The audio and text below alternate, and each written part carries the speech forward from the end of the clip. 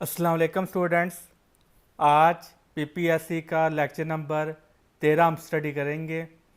तो अभी तक हम 11 की फ़िज़िक्स को हमने स्टार्ट किया हुआ है और उसके 12 लेक्चर्स हो चुके हैं और आज हम 13वां जो लेक्चर है एफएससी पार्ट 1 पीपीएससी के लिए उसको हम स्टडी करेंगे। तो सबसे पहला पॉइंट है Newton second law in terms of linear momentum is F is equal to d p divided by d t. तो जो न्यूटन का जो सेकंड लॉ है, अगर हम उसको लीनियर मोमेंटम की टर्म्स में उसको लिखें तो हम कैसे लिखेंगे? Force is equal to change in momentum divided by time. और इसको आप न्यूटन का सेकंड लॉ, ये जो न्यूटन का रियलिटी में सेकंड लॉ हम इसे बोलते हैं। जो F is equal to m a है वो हर केस में वो वैलिड नहीं होता, लेकिन ये वाला जो है F is equal to d p divided by d t, ये हर केस में ये एप्लीकेबल होगा। तो आप कह सकते हैं कि इन रियलिटी ये न्यूटन का सेकंड लॉ है। और जो आप जानती हैं कि मोशन दो तरह की होती हैं, लीनियर मोशन भी होती है और रोटेशनल मोशन भी होती है। तो लीनियर मोशन में तो हमारे पास न्यूटन का सेकंड लॉ किस टर्म में होगा? F is equal to d by divided by d t. और रोटेशनल मोशन में जो हमारा न्यूटन का जो सेकंड लॉ है वो हम किस फॉर्म में हमारे पास होगा? Torque is equal to d L divided by d t. ये हमारे पास न्यूटन का second law in terms of rotational motion होगा हमारे पास।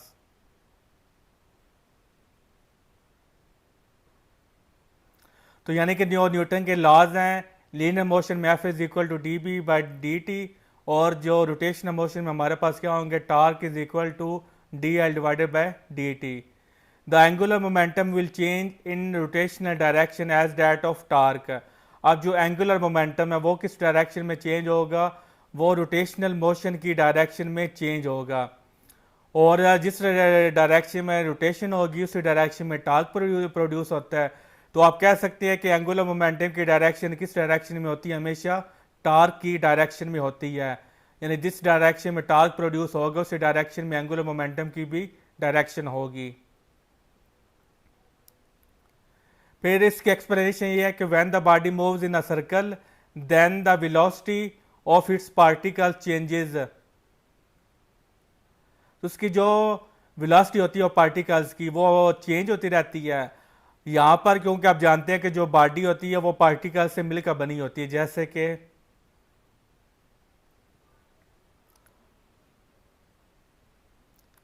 ये हमारे पास एक फॉर एग्जांपल ये एक सर्कल है। इसमें क्या कर रहा है? ये बॉडी क्या करती है? ये मूव करती है। अब ये जो बॉडी है ये भी क्या कर रही है? ये मुख्तलिफ पार्टिकल से मिलकर बनी है। तो वो यही कह रहा है कि जब बॉडी सर्कल में मूव करती है then the velocity of its particles, जितने भी इसके पार्टिकल्स होती हैं सब क्या कर रहे होते हैं? वो भी उसके साथ बॉडी के साथ मूव कर रहे होती हैं। तो हर पार्टिकल के वो वेलोसिटी क्या होती है? चेंज होती है, because speed remains the same. अगर फॉर एग्जाम्पल हम वो वाला केस ले रहे हैं कि जिसमें हमारी स्पीड चेंज ना हो रही हो, तो ज़ाहिर फिर पार्टिकल की स्पीड तो चेंज होगी इस पूरी सर्कल में, लेकिन जो डायरेक्शन है वो क्या होगी? वो चेंज होगी। यहाँ पे डायरेक्शन और है, यहाँ पे डायरेक्शन और होगी, और यहाँ पे डायरेक्शन क्या होगी? और होगी, और यहाँ पे डायरेक्शन और होगी। यानी कि डायरेक्शन वो कंटिन्यूसली चेंज हो रही है। तो जब डायरेक्शन चेंज होगी तो तब क्या प्रोड्यूस होती है? वेलोसिटी चेंज प्रोड्यूस होती है।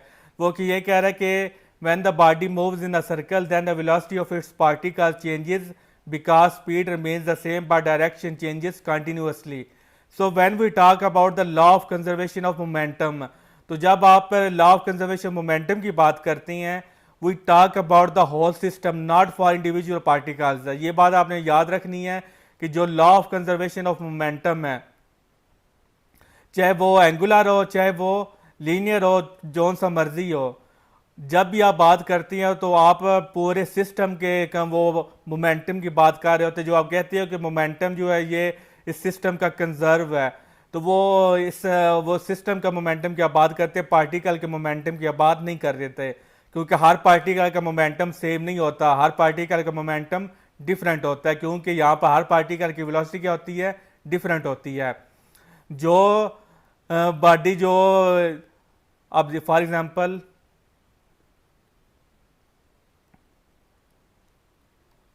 अब ये एक इंसान है।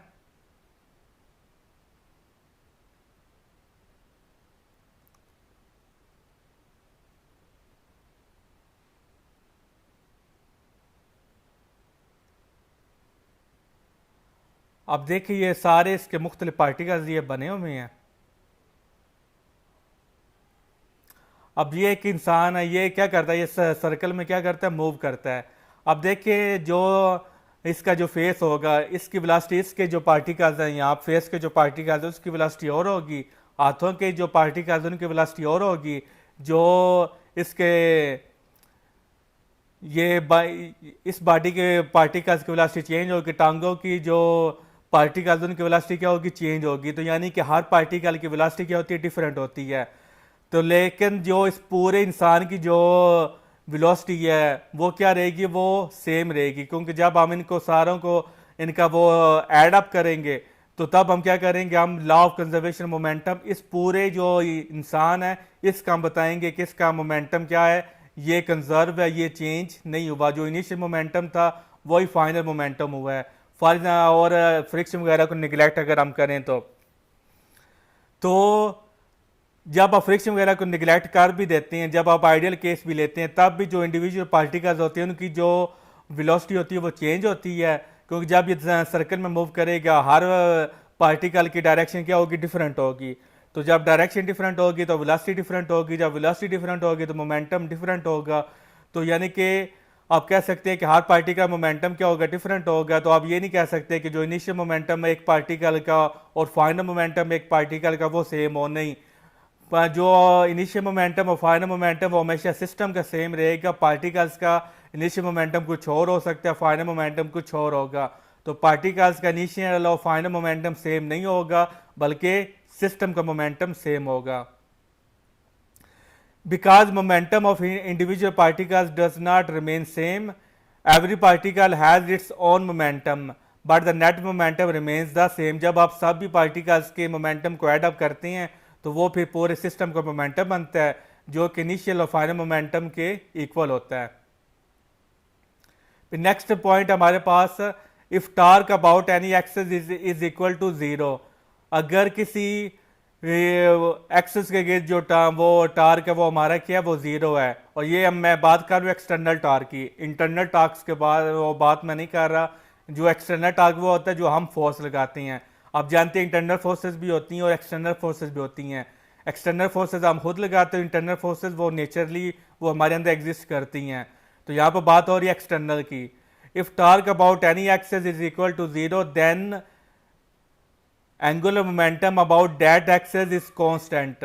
अगर टार्क इस एक्सिस के गिर्द जीरो है तो एंगुलर मोमेंटम जीरो नहीं होगा, बल्कि वो क्या होगा, वो कांस्टेंट होगा। द इंटरनल टार्क्स आपने जीरो कभी भी नहीं कहना, हमेशा आपने कांस्टेंट का वर्ड यूज करें, क्योंकि जीरो भी क्या है, वो भी एक कांस्टेंट टर्म है।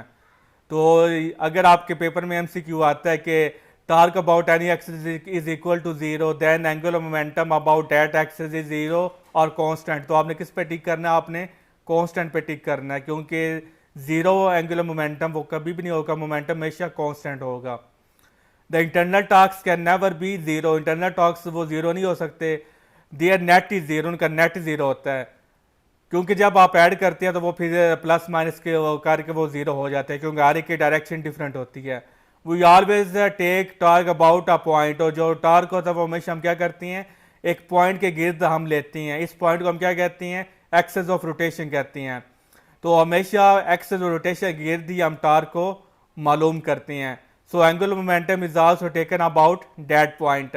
तो जिस पॉइंट पे टार्क प्रोड्यूस हो रहा है, तो ज़ाहिर टार्क प्रोड्यूस होने की वजह से एंगुलर मोमेंटम प्रोड्यूस हो रहा है, इस वजह से एंगुलर मोमेंटम प्रोड्यूस आप उसी पॉइंट के गिर्द मालूम करेंगे। तो यानी कि जैसे फॉर ये जो बॉडी, हम इसके एग्जांपल दोबारा ले लेते हैं। तो आप ये बॉडी, अब हम इसको ये कर लेते हैं, ये खिलौना जो होता है, अब हम इसको ये कंसिडर कर लेते हैं। हम कहते हैं जी ये खिलौना है, और ये खिलौना क्या कर रहा है, यहाँ पे हमने इसका ये सुराख किया हुआ है, और हम इसके गिर्द हम क्या कर रहे हैं, घुमा रही हैं। तो ये पॉइंट हमारा क्या होगा, ये पॉइंट हमारा होगा एक्सिस ऑफ रोटेशन। अब इसके गिर्द ये क्या कर रहा है, ये सर्कल में इसका ये घूम रहा है ऐसे, ये इसका डायरेक्शन होगी। ये डायरेक्शन होगी। तो यानी ये क्या कर रहा है, ये घूम रहा है इस पॉइंट के गिर्द। तो आपने जब आपने इस पॉइंट के गिर्द आपने टार्क या एंगुलर मोमेंटम फाइंड करना है, तो आप क्या करेंगे, इसका एक पॉइंट लोगे, उस पॉइंट का आप क्या करोगे, एंगुलर मोमेंटम या टार्क आप मालूम करेंगे। आप पूरे सिस्टम का आप टार्क मालूम नहीं करेंगे। ठीक है, ये बात आपने याद रखनी है कि जो आप टार्क या एंगुलर मोमेंटम मालूम करते हैं वो किसी पॉइंट के गिर्द होता है, और एक ही पॉइंट आप वो सेलेक्ट करती है और उसकी रोटेशन को आप क्या करते हो, स्टडी करते हो। पूरे सिस्टम की आप रोटेशन को स्टडी नहीं करते। Newton laws of gravitation is applicable for point masses only. जिस तरह इलेक्ट्रोस्टैटिक जो इंडक्शन है वो एप्लीकेबल किसके लिए है, वो इलेक्ट्रोस्टैटिक जो फोर्स होती है वो एप्लीकेबल होती थी हमारी पॉइंट चार्जेस के लिए। तो इसी तरह ये जो हमारी जो लॉ ऑफ ग्रेविटेशन है ये हमारा किसके लिए एप्लीकेबल होगा, ये हमारा पॉइंट मैसेज के लिए एप्लीकेबल होगा। तो आप जानते हैं कि पॉइंट मैसेज जो होती हैं वो हर एक के लिए डिफरेंट होती हैं। पॉइंट मैसेज का मतलब ये नहीं होता कि बहुत ही छोटे ऑब्जेक्ट। अब देखें, ये एक बॉडी है, ये काफ़ी बड़ी बॉडी है। तो जहाँ पर अगर आप इसको देखेंगे तो ये आपको बड़ी नज़र आएगी, तो यहाँ पर अगर बॉडी आपको देखेंगे ये आपको छोटी नज़र आएगी। तो अगर आप यहाँ पे देखेंगे तो ये फिर आपको क्या नज़र आएगी, एक डॉट की तरह नज़र आएगी, यानी कि एक पॉइंट की तरह नज़र आएगी। तो पॉइंट मैसेज बड़े भी हो सकते हैं और छोटे भी हो सकते हैं, ये डिपेंड करते हैं ऑब्जर्वर पे कि वो ऑब्जर्वर कहाँ पे खड़ा है। तो इसलिए पॉइंट मैसेज आप नहीं समझना कि पॉइंट मैसेज हमेशा छोटे छोटे मैसेज होते हैं या छोटे छोटे चार्जेज होती हैं। नहीं, पॉइंट मैसेज या पॉइंट चार्जेस वो बहुत बड़े चार्जेस भी हो सकती हैं, छोटे चार्जेस भी हो सकते हैं। तो ये डिपेंड करते हैं ऑब्जर्वर पे, वो कहाँ पे उसको खड़ा देख रहा है। अब ये जो ऑब्जर्वर है इसके लिए ये बॉडी क्या पॉइंट मैस है, लेकिन ये जो ऑब्जर्वर इसके लिए पॉइंट मैस नहीं है, इसके लिए पॉइंट मैस नहीं होगी। तो लॉ ऑफ ग्रेविटेशन ये पॉइंट मैसेज के लिए एप्लीकेबल है। The gravitation force is the central force. Gravitation force क्या करती है, हमेशा ये सेंटर की तरफ एक्ट करती है। ये तो अगर फॉर एग्जांपल ये बॉडी है तो इसके सेंटर, ये जो बॉडी है इस बॉडी को सेंटर की तरफ खींचेगा। ये नहीं करेगा कि इस बॉडी को इस डायरेक्शन में खींचे, इस बॉडी को इस डायरेक्शन में खींचे, नहीं। आप देखते हैं कि जब भी कोई बॉडी ऊपर से नीचे फॉल करती है तो वो क्या करती है, वो हमेशा स्ट्रेट लाइन में मूव करती है, क्योंकि ये जो अर्थ का सेंटर है यह क्या कर रहा है, बॉडी को सारे वो हर बॉडी को अपनी तरफ खींचता है। तो ये क्या कर रहा है, क्योंकि सेंटर इसको अपनी तरफ खींच रहा होता है इसलिए ये क्या करता है, स्ट्रेट लाइन में मूव करता है। अगर सेंटर ना खींच रहा होता, फॉर एग्जांपल ये पार्ट वाला खींच रहा होता, ग्रेविटेशनल फोर्स अगर सेंटर फोर्स ना होती तो जाहिर है फिर ज़मीन का कोई हिस्सा भी उसको खींच सकता था। फॉर एग्जांपल ये वाला हिस्सा खींचता तो फिर हमने जब बॉडी को ऊपर फेंकना था फिर बॉडी ने ऐसे नीचे गिरना था, तो या फिर बॉडी ने क्या करना था, ऐसे नीचे गिरना था। लेकिन हम देखते हैं कि जब भी हम बॉडी को स्ट्रेट ऊपर फेंकते हैं तो बॉडी क्या करती है, स्ट्रेट ही नीचे आती है, क्योंकि जो सेंटर ऑफ अर्थ है वो उसको खींचता है, क्योंकि ग्रेविटेशनल फोर्स वो हमारी क्या होती है, सेंट्रल फोर्स होती है। At surface of earth or at very small height value of g is equal to G M e divided by R e square. तो जो वैल्यू ऑफ जी है ये हमारी कॉन्स्टेंट नहीं होती, ये हमारी वेरिएबल वैल्यू होती है। तो एट द सरफेस ऑफ अर्थ हमारी वैल्यू कितनी होती है, जी की वैल्यू होती है 9.8 मीटर पर सेकंड स्क्वेयर। या ये एट द सरफेस ऑफ अर्थ होती है, या फिर ये हमारी सरफेस ऑफ अर्थ से थोड़ी सी हाइट पे अगर आप बॉडी को फेंकते हैं तब भी हमारी वैल्यू इतनी ही रहेगी, 9.8 मीटर पर सेकंड स्क्वेयर। थोड़ा सा इसमें वेरिएशन आ सकता है लेकिन मैथमेटिकली ये हमारी वैल्यू इतनी ही रहेगी। लेकिन जब आप बहुत ज़्यादा हाइट पे चले जाते हैं तब ये वैल्यू क्या हो जाती है, चेंज होती है। तो एट द सरफेस ऑफ अर्थ या वेरी स्मॉल हाइट आप इस फार्मूले से क्या कर सकते हैं, value of g find out कर सकते हैं। इसमें जो जी है वो ग्रेविटेशनल कांस्टेंट है, ये हमारा universal constant and universal constant भी होता है जी। जो एम है वो हमारा मैस ऑफ अर्थ है और आर है वो हमारा क्या डिस्टेंस है। अब डिस्टेंस आपने कहाँ लेना, सरफेस ऑफ अर्थ से डिस्टेंस आपने नहीं लेना बल्कि सेंटर ऑफ अर्थ से आपने डिस्टेंस लेना है। तो अगर आप ये बॉडी है तो आपने डिस्टेंस कहाँ से ले, अगर यहाँ पे बॉडी पड़ी हुई है तो आपने डिस्टेंस सेंटर ऑफ अर्थ से लेना है, सरफेस ऑफ अर्थ से आप डिस्टेंस नहीं लेते। तो ये बात आपने याद रखनी है, जो आर होता है ये हमारा सेंटर ऑफ अर्थ से डिस्टेंस होता है। कब होता है, जब हम सरफेस ऑफ अर्थ पे हों या वेरी स्मॉल हाइट पे हों। At very large height from surface of earth. अब हम क्या करेंगे, हम हमने बहुत हाइट पे चले गए हैं, तो अब ये 9.8 की वैल्यू क्या हो जाएगी, कम हो जाएगी। अब ये वैल्यू चेंज हो जाएगी। Value of g is calculated as G M e divided by R square. अब देखिए पहले सरफेस ऑफ अर्थ पे हमारा कैपिटल आर था, क्योंकि इसको हम रेडियस ऑफ अर्थ भी बोलते हैं, तो रेडियस ऑफ अर्थ ये भी हो सकते हैं और इसको भी आप रेडियस ऑफ अर्थ कह सकते हैं, क्योंकि थोड़ी सी हाइट है, क्योंकि ये नेग्लिजिबल है, क्योंकि रेडियस ऑफ अर्थ बहुत बड़ा है, तो इसलिए ये हाइट इतना मैटर नहीं करती। लेकिन जब आप हाइट पे चले जाते हो तब आप रेडियस ऑफ अर्थ नहीं लगा सकते, तब आप क्या लगाते हो, आर यूज करती हो, where R is the distance between the body at height from the surface of earth. तो अब आपने क्या करना है, सरफेस ऑफ अर्थ से आपने ये आर को कैलकुलेट करना है। जी इज इक्वल टू, और ये एक या ये फार्मूला यूज कर लें या ये वाला फार्मूला यूज कर लें, दोनों फार्मूले से रिजल्ट सेम आएगा। अगर आप सर रेडियस ऑफ अर्थ लेना चाहते हैं, यूज करना चाहते हैं, तो आप ये वाला फार्मूला लगेगा। अगर आप कहते नहीं मैंने रेडियस ऑफ अर्थ यूज नहीं करना, फिर आपने ये वाला फार्मूला लगाना है। यहाँ पे जो आर है वो सरफेस ऑफ अर्थ से डिस्टेंस है, और यहाँ पर जो आर है वो हमारा सेंटर ऑफ अर्थ से डिस्टेंस है। फिर नेक्स्ट पॉइंट है the value of g as we go below. जैसे हम जमीन के अंदर जाते हैं, इस कैलकुलेटेड एज, तब हम फार्मूला कैसे हैं, वो क्या होगा, 4 रो जी पाई आर डिवाइडेड बाय 3। यहाँ पे शायद आर के ऊपर या क्यूब आता है या स्क्वायर आता है या आर है, या मुझे याद नहीं है, तो ये आप कंफर्म कर लीजिए कि ये आर के ऊपर ये आर ही है या आर स्क्वायर है या आर क्यूब है। तो रो इसमें हमारी डेंसिटी ऑफ अर्थ होती है, जो जी हमारा वो यूनिवर्सल कांस्टेंट है। Here R is not the radius of earth. यहाँ पर आर हमारा रेडियस ऑफ अर्थ नहीं है, क्योंकि रेडियस ऑफ अर्थ को हम हमेशा क्या करते हैं, कैपिटल आर से डिनोट करते हैं, ये आप याद रख लो। By the distance from the centre of earth, यहाँ पे डिस्टेंस क्या कर रहे हैं, क्योंकि आप जमीन के अंदर जा रहे हैं, तो जितना ये फॉर एग्जाम्पल हम इतना मूव किया और सेंटर ऑफ अर्थ ये है, तो सेंटर ऑफ अर्थ और जितना हमने मूव किया इसके दरमियान ये जो डिस्टेंस, इसको हम किससे डिनोट करते हैं, स्मॉल आर से डिनोट करते हैं। Hence when we go above from the center of earth the value of g increases। अगर आप ऊपर जा रहे हो तो वैल्यू ऑफ जी क्या करेगी, इंक्रीज करेगी, क्योंकि अब देखिए जितना डिस्टेंस कम होगा उतनी वैल्यू जी की कम होगी।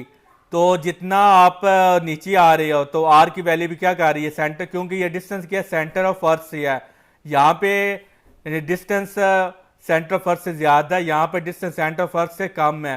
तो ये यहाँ पे इस फार्मूले में मुताबिक डायरेक्ट रिलेशन है, जितना आर कम होगा उतनी जी की वैल्यू क्या होगी, कम होगी। इस तरह जैसे जैसे आप नीचे आते जाओगे और आप फाइनली आप कहाँ पे आ गए, सेंटर ऑफ अर्थ पे आ गए हो। तो जब आप सेंटर ऑफ अर्थ पे आ गए हो तब आर हमारा क्या हो गया, जीरो हो गया, तो तब जी भी वैल्यू क्या हो जाएगी, जीरो हो जाएगी। मतलब तब ग्रेविटेशनल एक्सेलरेशन की वैल्यू क्या हो जाएगी, जीरो हो जाएगी।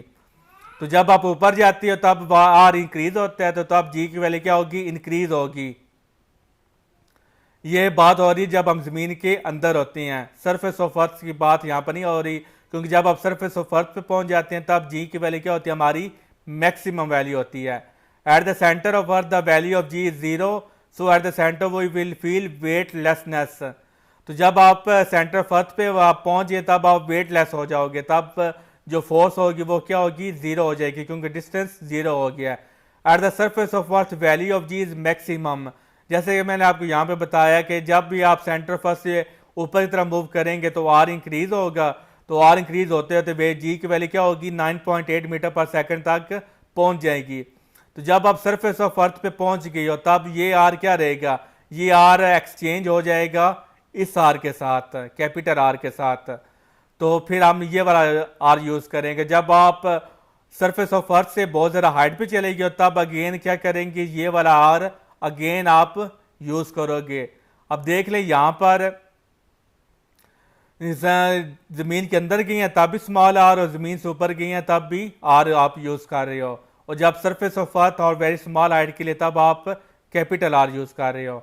तो सरफेस ऑफ अर्थ पे हमारी वैल्यू मैक्सिमम होती है, यानी कि आप कह सकते हो जी की वैल्यू मैक्सिमम इतनी होती है, इससे ज़्यादा जी की वैल्यू नहीं हो सकती, इससे कम हो सकती है या इससे ज़्यादा वैल्यू नहीं हो सकती।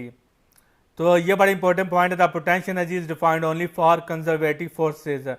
ये सिर्फ और सिर्फ कंजर्वेटिव फोर्सेज पे ही डिपेंड करती है, वो पोटेंशियल वैल्यू होती है। नॉन कंजर्वेटिव फोर्सेस के लिए पोटेंशियल एनर्जी नहीं होती। एस्केप वेलोसिटी, एस्केप का मतलब होता है निकल जाना। तो यहाँ पर हम बात कर रहे हैं कि हमने एक बॉडी को ऊपर थ्रो किया है, अभी हमें नहीं पता कि उसकी एस्केप वेलोसिटी क्या है। तो हमने जिस बॉडी को क्या किया है, हमने एक वेलोसिटी से ऊपर फेंका है। Firstly when we increase the velocity then the body falls in an elliptical path. तो बॉडी ने क्या किया, एलिप्टिकल पाथ में उसने फॉल की है, वो ग्रेविटेशनल फील्ड को उसने एस्केप नहीं किया। तो फिर हम क्या करते हैं, हम वेलोसिटी को और इंक्रीज कर देते हैं। तो हमने इतना इंक्रीज किया कि जो वेलोसिटी की वैल्यू वो क्या बन जाती है, v is equal to square root of g r. तो यानी कि जी आर का स्क्वायर रूट लें तो इतनी वैल्यू बन जाती है, यानी कि 8 किलोमीटर पर सेकंड की आप वेलोसिटी से फेंकती हैं। तो आप एक्सपेक्ट कर रहे हो कि अब ये अर्थ के ग्रेविटेशन फील्ड से निकल जाएगी, लेकिन बॉडी फिर भी नहीं निकलती। और जब वो नीचे गिरती है तो फिर वो कौन सा पाथ फॉलो करती है, सर्कुलर पाथ फॉलो करती है। हमने क्या किया, हमने वैल्यू को और इंक्रीज किया कि अब शायद निकल जाए। जब when velocity v is greater than square root of g r, अब इससे वैल्यू क्या होगी, और ज्यादा हो गई है। तो अब हमने सोचा कि शायद बॉडी ग्रेविटेशन फील्ड से निकल जाए, लेकिन अभी बॉडी नहीं निकली। और जब वो नीचे गिरी है तो उसने कौन सा पाथ फॉलो किया है, एलिप्टिकल पाथ में वो नीचे गिरी है। फिर हमने और वेलोसिटी इंक्रीज किया, और हमने वेलोसिटी को इतना इंक्रीज किया कि वेलोसिटी की वैल्यू क्या होगी, 11.2 किलोमीटर पर सेकंड। यानी कि फार्मूला इसका क्या बनता है, स्क्वायर रूट ऑफ g2 तब ने बॉडी ने क्या किया, तब बॉडी ने अर्थ के ग्रेविटेशन फील्ड को एस्केप कर दिया है। तो जिस वेलोसिटी पे बॉडी अर्थ और उसको फेंका जाए और फिर वो क्या करे, अर्थ के ग्रेविटेशन फील्ड से एस्केप कर जाए, उस वेलोसिटी को हम क्या कहते हैं, एस्केप वेलोसिटी। तो अगर आप बॉडी को इतनी वेलोसिटी से आप थ्रो करोगे तब बॉडी डेफिनेटली क्या करेगी, अर्थ के ग्रेविटेशन फील्ड से निकल जाएगी। अगर बॉडी वो ख़राब नहीं होती, तबाह नहीं होती, तो अगर बॉडी सही सलामत रहती है, उसमें कोई फॉल्ट वगैरह नहीं आता, उसकी स्पीड इतनी ही रहती है, वो किसी चीज़ से टकराती नहीं है, उसके रास्ते में कोई रुकावट नहीं आती, और उसके कोई अपनी फनी खराबी नहीं होती, तब क्या करेगी, बॉडी ग्रेविटेशन फील्ड से निकल जाएगी। और जब बॉडी ग्रेविटेशन फील्ड से निकल जाती है, this value of escape velocity is only for the earth gravitational field. ये सिर्फ और सिर्फ जमीन के ग्रेविटेशन फील्ड से निकालने के लिए 11.2 मीटर पर सेकंड की वेलोसिटी आपने देनी है। ये आपने बात याद रखना है कि बॉडी को आपने इस वेलोसिटी से जमीन से फेंकना है, तब क्या करेगी बॉडी, और उसके रास्ते में कोई रुकावट, कोई गर्दो गुबार, कोई चीज़ नहीं आती, बिल्कुल उसका रास्ता साफ है, और आपने इस वेलोसिटी से फेंका, तब क्या करेगी, बॉडी ग्रेविटेशन फील्ड से निकल जाएगी।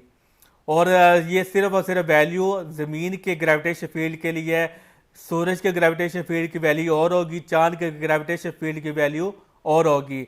और जब बॉडी एस्केप वेलोसिटी अटेन कर लेती है, तो जो ग्रेविटेशन फील्ड से ज़ाहिर है वो जब वो निकल जाएगी, तब जब ग्रेविटेशन फील्ड से निकल के कौन सा पाथ फॉलो करेगी, पैराबोलिक पाथ फॉलो करेगी। बड़ा इंपॉर्टेंट पॉइंट है, और ये वैल्यू आपने जुबानी याद रखनी है कि अर्थ की ग्रेविटेशन फील्ड की एस्केप वेलोसिटी कितनी होती है, 11.2 किलोमीटर पर सेकंड। और पाथ कौन सा फॉलो हम करते हैं, बॉडी फॉलो करती है parabolic path. When velocity becomes greater than escape velocity, तो अब आपने 11.2 मीटर पर किलोमीटर पर सेकंड से भी ज़्यादा वेलोसिटी को फेंका है, तो 12 हो सकती है, 13, 14, 15, 20, जितनी मर्जी आप वेलोसिटी फेंको। तो जाहिर है 11.2 तो उसके क्या करेगी, एस्केप तो वो कर जाएगी, जो आपने एक्स्ट्रा उसको वेलोसिटी दी है वो क्या करेगी, फिर वो हाइपरबोलिक पाथ को फॉलो करेगी। For escape velocity energy is zero. जब वो एस्केप वेलोसिटी आप होती है तब बॉडी की एनर्जी क्या होती है, जीरो होती है। ये हम एनर्जी की कौन सी बात कर रही है, हम पोटेंशियल एनर्जी की बात कर रही हैं। काइनेटिक एनर्जी तो उसके पास होगी, तो उसकी जो पोटेंशियल एनर्जी क्या होती है वो जीरो होती है। तो which means body is a free particle. जिस तरह फ्री पार्टिकल बिहेव करता है, इलेक्ट्रॉन की आप एग्जांपल ले सकते हैं, फ्री इलेक्ट्रॉन जैसे होती हैं, तो बॉडी क्या करेगी, फ्री पार्टिकल की तरह वो फिर बिहेव करेगी।